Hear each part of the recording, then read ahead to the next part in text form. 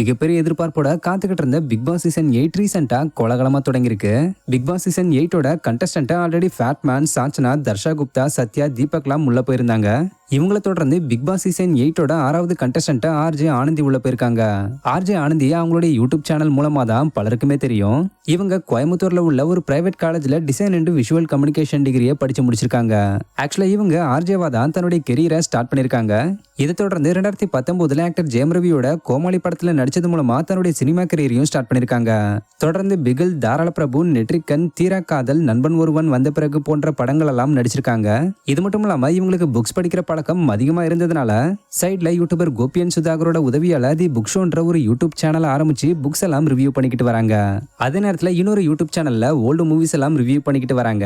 இந்த நிலையில இப்ப இவங்க பிக் பாஸ் சீசன் 8ஓட 6வது கண்டஸ்டன்டா உள்ள நுழைஞ்சிருக்காங்க.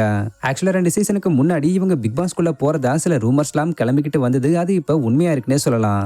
சோ ஆர்ஜே ஆனந்தி பிக் பாஸ்குள்ள போயிருக்கிறத பத்தி நீங்க என்ன நினைக்கிறீங்கன்றத கமெண்ட்ல சொல்லுங்க.